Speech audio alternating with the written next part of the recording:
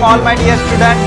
So let us start a very interesting and very new topic, that is refraction of light from 10th science and technology. ठीक है, इससे पहले हमने 10th science and technology part first के 5 chapter complete कर लिए हैं। उसकी प्लेलिस्ट हमारे यूट्यूब चैनल पर अवेलेबल है, उसको बार बार देखना, बार बार रिवाइज करना, अच्छे से देखना, समझना।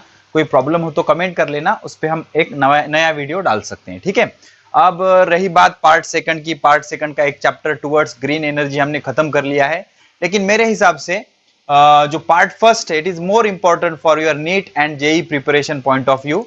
तो इसको पहले हम खत्म करेंगे, फिर बाद में उसके तरफ भी नजर हम डालेंगे, नो प्रॉब्लम। ठीक है, तो चलिए आज शुरू करते हैं एक very interesting chapter regarding light, that is refraction of light. अब रिफ्रैक्शन ऑफ लाइट ये चैप्टर सीबीएसई 10th के लिए ऑलरेडी हमारा हो चुका है।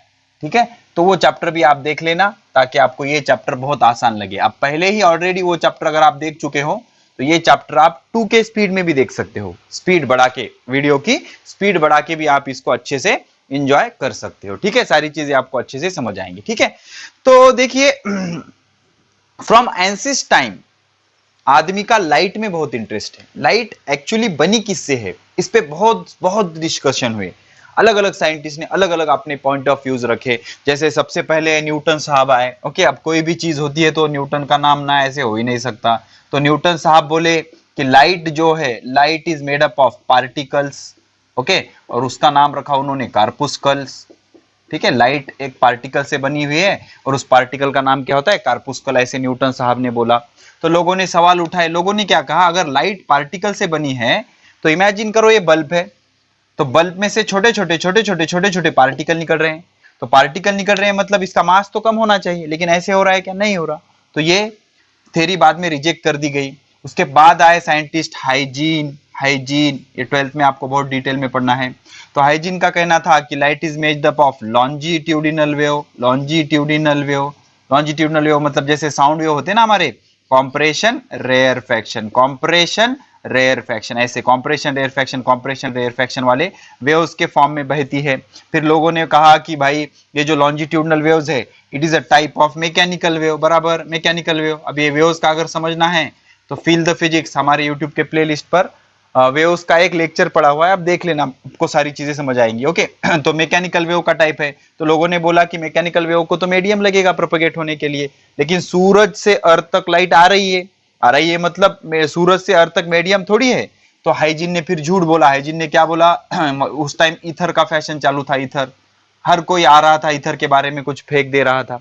जहां कुछ समझ में नहीं आता वहां लोग बोल रहे थे कि वहां ईथर है। मतलब क्या, देखो हम दो चीजें उन दौरान फेंकी गई थी, झूठ बोली गई थी, या फिर ऑब्जर्वेशन करके उनको कुछ समझ नहीं आया तो उन्होंने बोल दी थी। एक थी हीट के बारे में और दूसरी है ये लाइट के प्रोपगेशन के बारे में। समझना, ये हिस्ट्री है, थोड़ी सी समझना इसको। तो ये दो मिस्टेक हुई थी रिगार्डिंग ईथर। तो लोगों का क्या कहना था हीट के बारे में कि रॉड का अगर आप एक एंड गर्म करोगे तो दूसरा एंड ऑटोमेटिक गर्म हो रहा है। ये क्यों हो रहा है, बिकॉज इसमें से कुछ फ्लूइड फ्लो हो रहा है, that is called as ether. उसको क्या बोलेंगे, ईथर। कई लोगों ने उसको कैलोरिक ऐसे भी नाम रखा था, कैलोरिक। तो एक फ्लूइड फ्लो हो रहा है जिस वजह से ये एक एंड गर्म हो रहा है, लेकिन ये गलत था। आगे साइंटिस्ट ने प्रूव किया कि ये गलत है।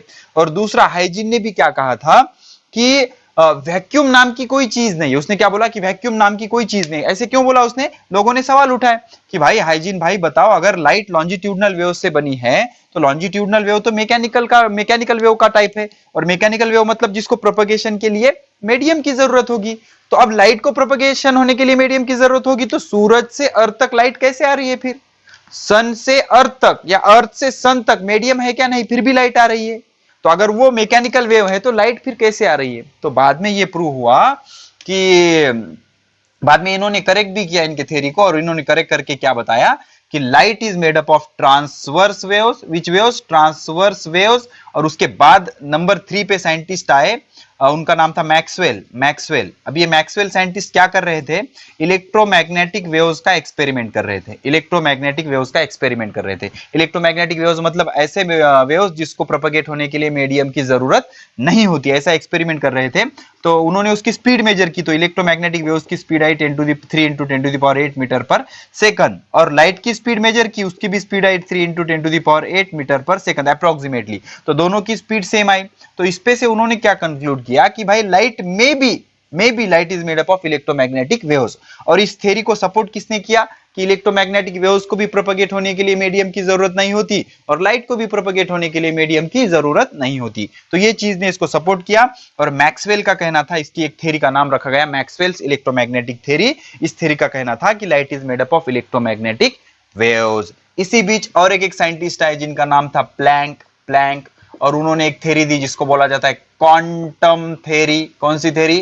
Quantum theory. अब इस थ्योरी का क्या कहना था कि light is made up of packet of energy, एक पैकेट, दूसरा पैकेट, तीसरा पैकेट, चौथा पैकेट, ऐसे पैकेट के फॉर्म में लाइट ट्रेवल होती है और हर एक पैकेट को बोलेंगे क्वांटा, QUANTA, क्वांटा का प्लूरल अनेक वचन होता है क्वांटम। क्या? क्वांटम, या क्वांटम को ही बोल देते फोटोन। तो बहुत सारी इंफॉर्मेशन है यार, अगर इसमें मैं बोलना शुरू क्यों करूं तो दिन भर इस पे ही बोल सकता हूं, लेकिन हमें ये सीखना है। ठीक है, तो ये सारी हिस्ट्री में चीजें हुई रिगार्डिंग लाइट। तो फाइनली क्या एक्सेप्ट किया गया सर? फाइनली लाइट का ड्वेल नेचर एक्सेप्ट किया गया। ड्वेल नेचर मतलब आपके जरूरत के हिसाब से आप यूज कर सकते हो। लाइट में be made up of particle और लाइट में be made up of waves, but which waves? Basically light made up of transverse electromagnetic waves. ठीक है, तो हम अब हिस्ट्री में जाते हैं। तो लाइट से रिलेटेड दो फिनोमिनन आपको बेसिकली सीखना होता है। लाइट, तो पहले लाइट क्या होती है सिंपली अब आपके स्कूल लेवल के हिसाब से समझेंगे तो light is a form of energy. Light क्या होती है? एनर्जी का फॉर्म होती है विच मेक्स ऑब्जेक्ट विजिबल, जिसके वजह से ऑब्जेक्ट हमें दिखते हैं। तो ऐसे एनर्जी के फॉर्म को हम क्या बोलते हैं? लाइट। क्या बोलते हैं? लाइट। तो लाइट से रिलेटेड कई तरह के फिनोमिनन होते हैं, तो आपको दो फिनोमिनन सीखने होते हैं स्कूल लेवल पे। एक होता है रिफ्लेक्शन, जो आपने 9th स्टैंडर्ड में ऑलरेडी पढ़ा है, आज मैं रिवाइज भी कर दूंगा उसको। और दूसरा होता है रिफ्रैक्शन। दूसरा क्या होता है? रिफ्रैक्शन। आज के लेक्चर में हम रिफ्रैक्शन का इंट्रोडक्शन देंगे और रिफ्रैक्शन के भी लॉज हम पढ़ डालेंगे, नो प्रॉब्लम। ठीक है, तो रिफ्लेक्शन एंड रिफ्रैक्शन। तो रिफ्लेक्शन और रिफ्लेक्शन दो चीजें पढ़नी है। तो रिफ्लेक्शन मतलब क्या? तो रिफ्लेक्शन के टाइम पे एक चीज याद रखो, लाइट में दो प्रॉपर्टीज होती है। एक प्रॉपर्टी होती है light always travel in straight line in one medium with constant velocity। तो अगर लाइट एक ही मीडियम में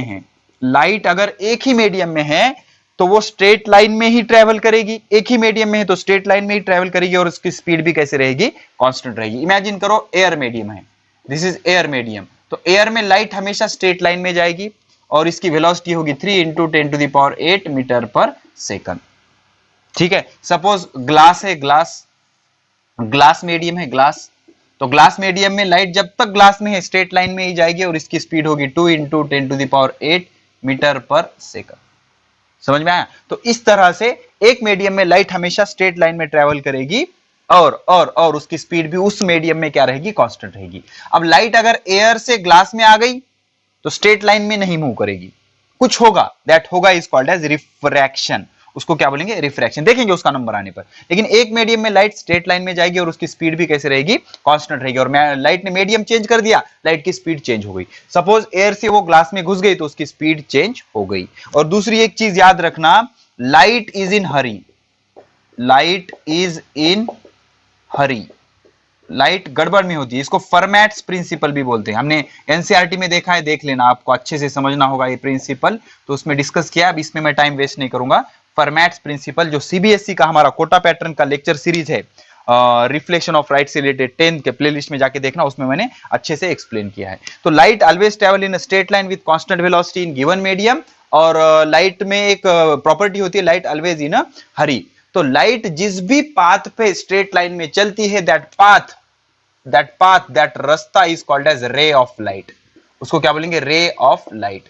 तो लाइट में स्ट्रेट लाइन में ट्रेवल होने की एबिलिटी होती है, तो जिस भी पाथ पे लाइट चल रही है उसको एरो से रिप्रेजेंट करते हैं, that is called as ray of light. अब बहुत सारे रे होंगे तो उसको बोलेंगे बीम ऑफ लाइट। क्या बोलेंगे? Beam of light. So see these are the some basic terminologies related with light. समझ में आया?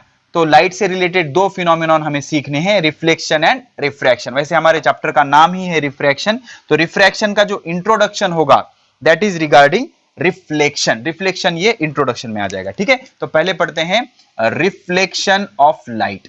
तो रिफ्लेक्शन ऑफ लाइट के टाइम पे पहले तो आप समझो ग्लास क्या होता है। ग्लास या मिरर, ठीक है। ग्लास या मिरर। ग्लास मतलब कांच होता है, ठीक है, या फिर ग्लास छोड़ दो, मिरर समझेंगे सीधा सीधा, ग्लास की जरूरत नहीं है, मिरर समझेंगे। मिरर क्या होता है? मिरर इज हाईली रिफ्लेक्टिंग या highly polished surface. Highly polished surface, okay, एकदम हाईली पॉलिश सरफेस होता है। जैसे कि ये सरफेस है, देख लो, हाईली पॉलिश सरफेस है, ओके। तो मिरर रिप्रेजेंट करने की एक टेक्निक होती है, ऐसे लाइन से रिप्रेजेंट करते हैं, और एक सरफेस इसका कोट किया जाता है या इसको सिल्वर्ड करना कहते हैं, और दूसरा सरफेस क्या होता है? पॉलिश्ड होता है। क्या होता है? पॉलिश्ड होता है। तो ये कौन सा सरफेस है? पॉलिश्ड सरफेस है। कौन सा सरफेस है? पॉलिश्ड सरफेस है, ओके। अब पॉलिश सरफेस की क्या प्रॉपर्टी होती है? इस पे अगर लाइट गिरेगी तो ये मैक्सिमम लाइट को रिफ्लेक्ट कर देगा, वापस उसी मीडियम में भेज देगा। और ये क्या होता है? This is silvered side. Silvered side, ये क्या होती है? सिल्वर्ड साइड होती है। So okay, so this is some information about mirror. ये क्या है? मिरर है, ठीक है। तो मिरर क्या होता है? हाईली रिफ्लेक्टिंग सरफेस होता है। What do you mean by reflection? चलो आया समझते हैं रिफ्लेक्शन का मीनिंग क्या होता है, ठीक है। तो इमेजिन करो ये एक मिरर है। मिरर समझ में आ गया? Mirror is a highly reflecting highly polish surface. ये सिल्वर्ड साइड है इसका, ये सिल्वर्ड साइड है, बराबर है। अब क्या करते हैं देख लो, अगर लाइट को हम इस सरफेस पे ऑब्लिकली मतलब तिरकस इंसिडेंट करेंगे, तिरकस ऑब्लिकली इंसिडेंट करेंगे, तो ये हो गया रे ऑफ लाइट। और जो इंसिडेंट हो रहा है तो इसको मैं बोलूंगा इंसिडेंट रे। विच रे? Incident ray. तो ये क्या है मेरा? इंसिडेंट रे, जो गिर रहा है, इंसिडेंट रे। अब ये जो पॉइंट है, ये पॉइंट, इसको मैं नाम रखूंगा ओ, इसको बोलूंगा मैं point of incident. Point of incidence, बहुत बेसिक से पढ़ा रहा हूं, अच्छे से समझना। पॉइंट ऑफ इंसिडेंस, इस पॉइंट को क्या बोलेंगे? Point of incidence, okay. तो जब ये लाइट ऐसे गिरेगी तो गिरने के बाद ये रिफ्लेक्ट होके ऐसे चली जाएगी इसी मीडियम में। क्यों चले जाएगी ऐसे? बिकॉज ये हाईली रिफ्लेक्टिंग सरफेस है, हाईली पॉलिश सरफेस है। जो कुछ भी लाइट उस पे गिरेगी उसको ये क्या कर देगा? रिफ्लेक्ट कर देगा। क्या कर देगा? रिफ्लेक्ट कर देगा। तो ये जो कुछ भी प्रोसेस हुई, this process is called as reflection. तो क्या हुआ भाई यहाँ पे क्या हुआ? लाइट टर्न बैक हो गई सेम मीडियम में। ऊपर का जो मीडियम था उसी मीडियम में लाइट वापस आ गई, इसको क्या बोलेंगे? रिफ्लेक्शन। जैसे कि सपोज आपके मुंह के ऊपर किसी ने मिरर से सनलाइट डाला, तो आप क्या बोलोगे? अरे बंद करना यार, रिफ्लेक्शन आ रहा है, बोलोगे, ठीक है। तो लाइट गिर के आपके ऊपर आके गिरना, उसको क्या बोलेंगे? Reflection. So turning back of a light in the same medium, turning back of a light in the same medium when incident on a polished object obliquely, ये इंपॉर्टेंट है, ऑब्लिकली, ऑब्लिकली गिरेगी तो ही वापस आएगी, obliquely is called reflection of light. उसको क्या बोलेंगे? Reflection of light, ठीक है। चलो ऑब्लिकली छोड़ दो, is called as reflection of light, okay. तो जब लाइट इंसिडेंट होगी तो उसी मीडियम में वापस आ जाएगी, उसको बोलेंगे reflection of light. Turning back of a light in the same medium when incident on a polished surface is called as reflection of light. इसको क्या बोलेंगे? Reflection of light. तो ये जो रे है, ये वापस आने वाला रे है, इसको बोलेंगे रिफ्लेक्टेड रे। कौन सा रे? रिफ्लेक्टेड, रिफ्लेक्टेड, अच्छे से रिफ्लेक्टेड रे बोलेंगे, ठीक है। अब ये फिनोमेनॉन पढ़ने के लिए हम क्या करते हैं? पॉइंट ऑफ इंसिडेंस से सरफेस को एक परपेंडिकुलर ड्रॉ करते हैं, इसको बोलते हैं नॉर्मल। इसको क्या बोलते हैं? Normal. This line is perpendicular to the surface and commonly known as normal. इसको क्या बोलेंगे? नॉर्मल। नॉर्मल मतलब सरफेस पे एक परपेंडिकुलर ड्रॉ करना at the point of incidence, at the point of incidence, ठीक है। अब ये जो इंसिडेंट रे ने नॉर्मल के साथ एंगल किया हुआ है, इंसिडेंट रे ने नॉर्मल के साथ किया हुआ एंगल है, इसको बोलेंगे एंगल ऑफ इंसिडेंस। क्या बोलेंगे? Angle of incidence. तो एंगल आई क्या होगा? Angle of incidence, angle of incidence. तो एंगल ऑफ इंसिडेंस की डेफिनेशन कैसे करोगे आप? Angle made by incident ray with the normal, angle made by incident ray with the normal is called as angle of incidence. अब ये जो angle होगा, ये जो एंगल होगा, इसको बोलेंगे एंगल ऑफ रिफ्लेक्शन। क्या बोलेंगे? Angle of reflection. तो एंगल आर क्या होगा? Angle between reflected ray and normal, reflected ray and normal. तो angle between angle between reflected ray and normal is called as angle of reflection. इसको क्या बोलेंगे? Angle of reflection बोलेंगे, angle of reflection बोलेंगे। अब ये जो एंगल बन रहा है, ये जो एंगल बन रहा है, इसकी जरूरत नहीं लेकिन मालूम होना चाहिए, इसको बोलेंगे थीटा जी। मतलब थीटा जी होगा ग्लांसिंग एंगल। कौन सा angle? Glancing angle, glancing angle, glancing angle. Angle made by incident ray with the surface, angle made by incident ray with the surface. इसको नाम दूंगा मैं यक्स, यक्स डैश। तो यक्स, यक्स डैश क्या होगा? Reflecting surface. क्या होगा? Reflecting surface. ये क्या है? रिफ्लेक्टिंग सरफेस है।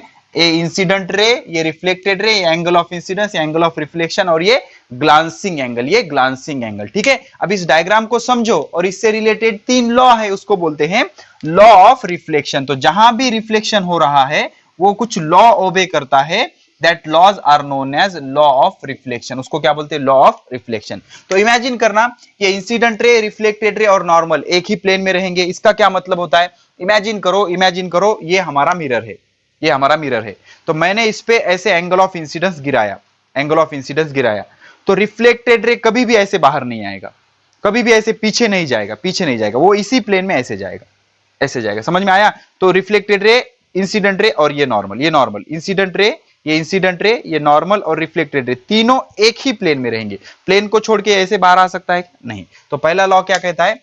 इंसिडेंट रे, रिफ्लेक्टेड रे, incident ray, reflected ray and normal, and normal, and normal lies in the same plane, lies in the same plane, एक ही प्लेन में होते हैं। दूसरा लॉ क्या बोलता है? Incident ray and reflected ray lies on opposite side of normal. तो नॉर्मल के एक साइड पे इंसिडेंट रे होगा, दूसरे साइड पे रिफ्लेक्टेड रे होगा। ऐसे कभी नहीं होगा कि जिस एंगल के इंसिडेंट रे और रिफ्लेक्टेड रे नॉर्मल के एक ही साइड पे आ जाए, ऐसे कभी भी नहीं होगा। तो इंसिडेंट रे और रिफ्लेक्टेड रे नॉर्मल के अपोजिट साइड में होंगे। नॉर्मल के एक साइड में अगर इंसिडेंट रे होगा तो दूसरे साइड में एंगल रिफ्लेक्टेड रे होगा, इंसिडेंट रे, रिफ्लेक्टेड रे। तीसरा law, the most important law, क्या होता है? रिफ्लेक्शन एक लॉ फॉलो करेगा हमेशा, और इसका प्रूफ आपको 12th में है कि angle of incidence is equal to angle of reflection. Okay, for a reflection, अगर रिफ्लेक्शन हुआ 100% angle of incidence is equal to angle of reflection आएगा। मतलब angle I is equal to angle R. अब इसका proof आपको 12th में मिलेगा, लेकिन इसका एक इमेजिनरी प्रूफ मैं आपको दे सकता हूं। इसका आंसर क्या है? Light is in hurry. Light hurry में होती है, इसलिए वो ऐसे ऐसे पाथ फॉलो करती है। ठीक है, तो angle of incidence is equal to angle of reflection. इसका प्रूफ हम 12th में देखेंगे, टेंशन मत लेना इसके प्रूफ का। तो रिफ्लेक्शन ये 3 लॉ फॉलो करेगा। इंसिडेंट रे, रिफ्लेक्टेड रे, नॉर्मल एक ही प्लेन में होंगे। Incident ray and reflected ray normal के अपोजिट साइड में होंगे। और रिफ्लेक्शन के लिए एंगल ऑफ इंसिडेंस और एंगल ऑफ रिफ्लेक्शन हमेशा सेम रहेगा। ये angle, angle of incidence, incident ray ने नॉर्मल के साथ किया हुआ एंगल, रिफ्लेक्टेड रे ने नॉर्मल के साथ किया हुआ एंगल, एंगल ऑफ रिफ्लेक्शन, ये रिफ्लेक्टिंग सरफेस, ये ग्लांसिंग एंगल, और एंगल ऑफ इंसिडेंस और एंगल ऑफ रिफ्लेक्शन सेम होते हैं। ठीक है, अब रिफ्रैक्शन पढ़ेंगे। तो अब रिफ्रैक्शन समझते हैं। पहले एक चीज क्लियर करो, रिफ्लेक्शन और रिफ्रैक्शन क्या होता है ये आपके सिलेबस का टॉपिक है। क्यों होता है ये आपके टॉपिक का, आपके सिलेबस का टॉपिक नहीं है। जानना है तो सीबीएसई वाले लेक्चर देख लेना आप। एनसीईआरटी के जो लेक्चर है हमारे कोटा पैटर्न के, जो यूट्यूब के प्लेलिस्ट पे है, रिफ्लेक्शन या रिफ्रैक्शन ऑफ लाइट के 10th कोटा पैटर्न वाले प्लेलिस्ट में है, देख लेना। उसमें आपको क्यों होता है ये भी पता लग जाएगा। ठीक है, तो हमने रिफ्लेक्शन पढ़ा, अब पढ़ते हैं रिफ्रैक्शन ऑफ लाइट। क्या? Refraction of light. तो रिफ्रैक्शन ऑफ लाइट कैसे होता है देख लो। पहले तो एक चीज समझो, 2 तरह के मीडियम होते हैं। एक होता है ट्रांसपेरेंट, ट्रांसपेरेंट, और दूसरा होता है ओपेक। ओपेक, ट्रांसपेरेंट और ओपेक अपोजिट वर्ड है। ट्रांसपेरेंट मतलब जिसमें से लाइट पास हो सकती है, light can pass through it, light can transfer through it, and light is not transfer, that is called as opaque. जैसे कि ग्लास, ग्लास या फिर वाटर। ओके, ये ट्रांसपेरेंट मीडियम है, इसमें से लाइट जा सकती है, लेकिन इसमें से स्टोन में से लाइट जा नहीं सकती। ठीक है, समझ में आया? तो ये होता है ट्रांसपेरेंट का मीनिंग।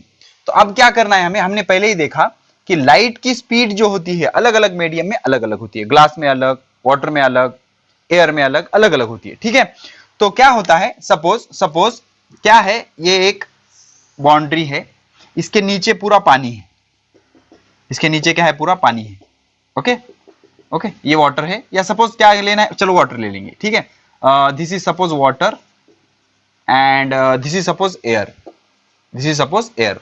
अब क्या किया मैंने, अब ये जो है ये प्लेन सेपरेटिंग टू मीडिया, तो यहां पर मैं इसको नाम देता हूं एक्स वाई। ओके, तो ये क्या है, प्लेन एक्स वाई क्या है, X Y plane separating two media, plane separating two media, medium, medium का अनेक वचन मीडिया, एयर एक मीडियम है, वाटर एक मीडियम है, दोनों मीडिया को सेपरेट किया एक्स वाई लाइन में। अब एक खासियत है इन मीडियम की, दोनों ट्रांसपेरेंट है, ट्रांसपेरेंट है मतलब दोनों में से लाइट ट्रेवल हो सकती है, ठीक है। अब मैंने क्या किया, लाइट को पहले मीडियम में ऑब्लिकली इंसिडेंट किया, ऐसे कुछ। ओके, तो इसको बोलूंगा मैं इंसिडेंट रे, ऑब्वियस है, इसको क्या बोलूंगा मैं, इंसिडेंट रे, समझ रहे हो, इसको क्या बोलूंगा मैं, incident ray, simple incident ray. अब इस मीडियम में से जाते वक्त लाइट की स्पीड रहेगी 3 इंटू 10⁸ मीटर पर second, because it is a air. अब जैसे ही ये वाटर में इंटर हुई, इसकी स्पीड 3 इंटू 10⁸ मीटर पर सेकंड नहीं रहेगी, वो चेंज हो जाएगी। तो मैं एक परपेंडिकुलर लाइन ड्रॉ करूंगा eight the point of incidence, इसको बोलूंगा मैं नॉर्मल, ये चीजें कॉमन है, क्या बोलूंगा मैं, नॉर्मल। अब आप क्या एक्सपेक्ट कर रहे हो कि आपने सीखा कि line always travel in a straight line, but in which condition, when it travel in same medium. लेकिन यहां मीडियम चेंज हो रहा है ना, ये क्या है, एयर है, ये वाटर है, जैसे ही मीडियम चेंज हुआ ये स्ट्रेट लाइन में नहीं जाएगी। जाना कैसे चाहिए आपके हिसाब से, light has ability to travel in a straight line, but कब तक, जब तक मीडियम कांस्टेंट रहेगा। देखो ना, यहां से यहां तक एयर है, तो यहां से यहां तक ये स्ट्रेट लाइन में गई, लेकिन अभी एयर टू वाटर आ रही है, तो ये स्ट्रेट लाइन में न जाते हुए इसका पाथ छोड़ के ये इधर की तरफ बेंड हो जाएगी। अब आप बोलोगे सर इधर ही क्यों बेंड हुई, इधर क्यों नहीं बेंड हुई, बताऊंगा मैं, अभी टेंशन मत लो उसका, इधर भी हो सकती है, इधर भी हो सकती है, इसकी कंडीशन क्या है वो भी सीखेंगे। तो ये जो बेंड हो गई ना, इस बेंड होने को बोलते हैं रिफ्रैक्शन। क्या बोलते हैं, रिफ्रैक्शन। बेंड होने को थोड़ा स्टैंडर्ड लैंग्वेज में हम क्या बोलेंगे कि लाइट ने अपनी डायरेक्शन चेंज कर दी, ऐसे जाना चाहिए था, ओरिजिनल डायरेक्शन उसकी ये थी, लेकिन ऐसे न जाते हुए थोड़ा सा अंदर आ गई, वो डायरेक्शन उसकी चेंज हो गई, तो ये चेंज होने को बोलेंगे रिफ्रैक्शन। क्या बोलेंगे, रिफ्रैक्शन। अब ये जो एंगल बना, this angle I is called as angle of incidence, obvious है, angle of incidence, इसको क्या बोलेंगे, angle of incidence, angle made by incident ray with the normal। अब ये जो रे है, इस रे को बोलेंगे refracted, once more, refracted ray, not reflected, पहले वाला रिफ्लेक्टेड था, ये रिफ्रैक्टेड रे है। अब ये जो एंगल बना, this angle is called as angle of refraction, R से डिनोट करते हैं, लेकिन पहले वाला एंगल ऑफ रिफ्लेक्शन था, ये एंगल ऑफ रिफ्रैक्शन हो रहा है, बिकॉज यहां पर प्रोसेस कौन सी है, रिफ्रैक्शन है। समझ में आया, तो ये क्या हो गया, एंगल ऑफ रिफ्रैक्शन। अब ऐसी गलती मत करना कि angle of I is equal to angle of R, of course आपको दिखाई दे रहा है ये दोनों एंगल सेम नहीं है, ये एंगल ऑफ इंसिडेंस, ये एंगल ऑफ रिफ्रैक्शन, ठीक है। तो रिफ्रैक्शन किसको बोलेंगे, देख लो, the change in direction of propagation of light, light के प्रोपगेशन, प्रोपगेशन मतलब बहना, वाहने, the change in direction of propagation of light, कब, एज इट पासेस ऑब्लिकली, ये इंपॉर्टेंट है, एज इट पासेस ऑब्लिकली, तिरकस, as it passes obliquely from one transparent medium to another transparent medium, मतलब दोनों medium कैसे होने चाहिए, ट्रांसपेरेंट होने चाहिए। तो लाइट जब एक ट्रांसपेरेंट मीडियम में से दूसरे ट्रांसपेरेंट मीडियम में इंसिडेंट करेगी या इंटर करेगी, तो उसकी ओरिजिनल डायरेक्शन छोड़ के उसकी डायरेक्शन चेंज हो जाती है। इस डायरेक्शन चेंज होने को ही क्या बोला जाता है, रिफ्रैक्शन ऑफ लाइट। क्या बोला जाता है, रिफ्रैक्शन ऑफ लाइट। अब रिफ्रैक्शन ऑफ लाइट क्यों होता है, इसका सिर्फ एक लाइन में आंसर दिया गया है, आपको एमसीक्यू आ सकता है। Refraction of light occur as the velocity of light is different in different medium. तो लाइट की वेलोसिटी अलग अलग मीडियम में अलग अलग होती है, इसलिए उसको यहां पर जर्क बैठ के इसकी डायरेक्शन चेंज हो जाती है। इस डायरेक्शन चेंज होने को क्या बोला जाता है, रिफ्रैक्शन, ठीक है। तो जब लाइट एक मीडियम में से दूसरे मीडियम में जा रही है ऑब्लिकली, तो लाइट की डायरेक्शन क्या हो जाएगी, चेंज हो जाएगी। इसी डायरेक्शन चेंज होने को क्या बोलते हैं, रिफ्रैक्शन बोलते हैं। क्या बोलते हैं, रिफ्रैक्शन। समझ में आया, क्या बोलते हैं, रिफ्रैक्शन। तो जब लाइट एक मीडियम में से दूसरे मीडियम में जाएगी तो लाइट की डायरेक्शन चेंज हो जाएगी, इसी चेंज होने को क्या बोलते हैं, रिफ्रैक्शन, ठीक है। अब सेम चीज हम ग्लास के लिए पढ़ेंगे। किसके लिए, ग्लास के लिए। इमेजिन करो ये ग्लास है, तो ग्लास ट्रांसपेरेंट मीडियम होता है, glass is a transparent medium. तो when the change in direction of propagation of light, when light passes obliquely, obliquely जाना चाहिए, ठीक है, ये ऑब्लिकली आ रही है लाइट, तो ये हो गया हमारा इंसिडेंट रे, बराबर, ये हो गया हमारा इंसिडेंट रे, ओके। ये हो गया मेरा नॉर्मल, ये हो गया मेरा नॉर्मल, ठीक है। ये भी ट्रांसपेरेंट मीडियम है, ये भी ट्रांसपेरेंट मीडियम है। तो ओरिजिनली लाइट सीधे जाना चाहिए ऐसे, लेकिन एक मीडियम में से दूसरे मीडियम में जब लाइट इंटर करती है, और दोनों मीडियम ट्रांसपेरेंट होते हैं और दोनों मीडियम में स्पीड अलग होने के कारण लाइट थोड़ी सी बेंड होके इधर आ जाती है, तो इस बेंड होने को, इस डायरेक्शन चेंज करने को बोलते हैं रिफ्रैक्शन ऑफ लाइट। ये होता है मेरा एंगल ऑफ इंसिडेंस, ये होता है मेरा एंगल ऑफ रिफ्रैक्शन, ये होता है मेरा इंसिडेंट रे, ये होता है मेरा रिफ्रैक्टेड रे। चलो लिख देता हूं मैं, ये होता है मेरा इंसिडेंट रे, ये होता है मेरा रिफ्रैक्टेड रे। कौन सा रे? रिफ्रैक्टेड रे। और ये जो होता है ये इंसिडेंट रे, ये रिफ्रैक्टेड रे। Angle of incident, angle of incidence, incidence, और ये होता है मेरा angle of refraction, angle of refraction. ये जो आर बना ना, एंगल ऑफ रिफ्रैक्शन। ठीक है, अब laws of refraction, laws of refraction क्या बोलते हैं देख लो, ऑब्वियस है, सीधी सीधी चीज, सीधी सीधी सी बात है। इंसिडेंट रे, रिफ्रैक्टेड रे एंड नॉर्मल एक ही प्लेन में ना, एक ही प्लेन में, सिंपल। तो इंसिडेंट रे, रिफ्रैक्टेड रे, इस बार रिफ्रैक्टेड बोलना, and normal lies in the same plane, ये सारे एक ही प्लेन में हैं। उसके बाद दूसरी चीज, इंसिडेंट रे और रिफ्रैक्टेड रे नॉर्मल के अपोजिट साइड में, नॉर्मल के एक साइड में इंसिडेंट रे है तो अपोजिट साइड में रिफ्रैक्टेड रे है, lies on the opposite side of normal, lies on the opposite side of normal. ठीक है, अब तीसरा सबसे इंपॉर्टेंट लॉ है, that is also commonly called as Snell's law. उसको क्या बोलते हैं? Snell's law. तो पहले दो लॉ आपको समझ आए, इंसिडेंट रे, रिफ्रैक्टेड रे एंड नॉर्मल एक ही प्लेन में होते हैं, सिंपल। इंसिडेंट रे, रिफ्रैक्टेड रे lies on the opposite side of normal, ये भी सिंपल है। ठीक है, अब तीसरा लॉ समझने के लिए आप सिंपल सी चीज समझाऊंगा मैं आपको, समझ लो। हाँ, सपोज मैंने क्या किया, सेम सिचुएशन। सपोज ये क्या है मेरा, बाउंड्री सेपरेटिंग टू मीडिया है, नीचे ग्लास है और ऊपर एयर है, नीचे ग्लास है और ऊपर एयर है। अब मैं क्या कर रहा हूं, आराम आराम से समझना, तीसरा लॉ आपको समझा रहा हूं। पहले मैंने लाइट को ऑब्लिकली इंसिडेंट किया ऐसे, ये हो गया मेरा नॉर्मल, ये आ गया मेरा नॉर्मल। अब मेरा एंगल ऑफ इंसिडेंस था 30 डिग्री, ये ऐसे जाने चाहिए था लेकिन ये ऐसे आ गया, तो ये एंगल आ गया सपोज 20 डिग्री। कितना आ गया? 20 डिग्री। अब मैंने क्या किया, ये दोनों एंगल का रिलेशन फाइंड आउट करने की कोशिश की। ये एंगल ऑफ इंसिडेंस है, ये एंगल ऑफ रिफ्रैक्शन है। क्या है? रिफ्रैक्शन है। अब रिफ्लेक्शन में तो बहुत सिंपल सा हुआ था, ये इंसिडेंट एंगल, ये रिफ्लेक्शन एंगल, इंसिडेंट एंगल और रिफ्लेक्शन एंगल, तो किसी भी रिफ्लेक्शन के लिए angle of I is equal to angle of R हो रहा था।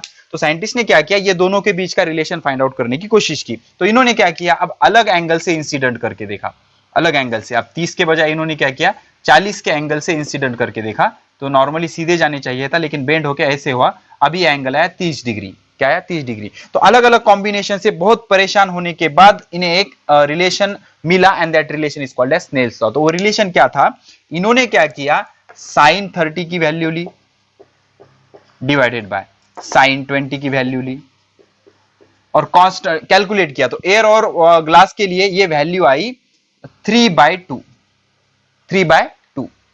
अब मजा तब आया जब इसको इन्होंने 40 के एंगल से डाला, तो sin 40, जस्ट एग्जांपल बता रहा हूं, डिवाइडेड बाय sin 30 जब कैलकुलेट किया तभी भी 3/2 आया। अब इन्होंने क्या किया, 50 के एंगल से डाला तो इधर आ गया ये। जब 50 के एंगल से डाला तो इमेजिन करो, जस्ट एग्जांपल बता रहा हूं मैं, 40 के एंगल से अंदर आया, वो रिफ्रैक्ट हुआ, तो sin 50 degree divided by sin 40 degree, ये भी कितना आया? 3/2। तो इससे रिलेटेड इन्होंने एक लॉ बना डाला कि हर बार ये अगर कांस्टेंट आ रहा है तो हर एंगल के लिए उन्होंने मेजर करके देखा और उन्होंने एक जनरल लॉ बना डाला, and that law is called as Snell's law. क्या बोला उन्होंने, for given pair of transparent media, for given pair of transparent media, अगर मीडिया फिक्स है, मीडियम फिक्स है, ये एंगल ऑफ इंसिडेंट है, ये इंसिडेंट रे है, नॉर्मली सीधा जाना चाहिए लेकिन बेंड हो जाएगा, ये रिफ्रैक्टेड रे हो जाएगा, ये एंगल ऑफ रिफ्रैक्शन हो जाएगा। तो अगर आप साइन आई लोगे, sine of angle of incidence, उसको डिवाइड करोगे sine of angle of refraction से, तो for given pair of media, मतलब एयर और ग्लास के लिए या एयर और वाटर, कोई भी दो मीडिया ले दो, मीडिया फिक्स रखो, ये वैल्यू हमेशा कांस्टेंट आएगी for given pair of media, and it is called as refractive index of second medium with respect to first. Refractive index, उस मीडियम का इंडेक्स, उस मीडियम की प्रॉपर्टी, उस मीडियम का हार्डनेस मेजर करने की एबिलिटी को बोलते हैं refractive index. This is not a ये ना, दिस इज ईटा, ये सब इसका पैर खींचा हुआ, इसको ईटा बोलते हैं। ठीक है, तो refractive index of second medium with respect to first, refractive index of glass with respect to air, refractive index of third medium with respect to first. समझ में आया? तो ऐसे, तो ये क्या होगा, refractive index of second medium with respect to first. तो for given pair of media the ratio of, किसका ratio, sine of angle of incidence to the ratio मतलब भागाकार, sign of angle of refraction is always constant, always constant, it is called as refractive index of second medium with respect to first. जैसे refractive index of glass with respect to air होता है 3/2, अब हमेशा ये क्या रहेगा, constant रहेगा। तो ये बोलता है स्नेल्स लॉ। तो क्या बोल रहा है ये, for a given pair of medium the ratio of sine of angle of incidence, the ratio of sine of angle of incidence to the sine of angle of refraction, to the sine of angle of refraction is always constant, हमेशा constant रहेगा। और इसको क्या बोलेंगे, this constant is called as refractive index of second medium with respect to first, refractive index of second, ये second medium with respect to first, जिसमें inter हो रहा है फर्स्ट, जिसमें से इंटर हो रहा है फर्स्ट, जिसमें इंटर हो रहा है second, refractive index of second medium with respect to first. Okay, तो refractive index of second medium with respect to first is sine i divide by sine r. हमेशा याद रखना, डायमंड एक ऐसा नेचुरल मटेरियल है जिसका रिफ्रैक्टिव इंडेक्स हाईएस्ट होता है, because diamond is a hardest material और होता है 2.42। ठीक है, सो this is all about refraction of light. तो लेक्चर नंबर 1 को यहीं खत्म करते हैं, जल्दी मिलेंगे अगले लेक्चर में कुछ इंटरेस्टिंग सी चीजें लेके। पढ़ाई करते रहे, ऑल द वेरी बेस्ट।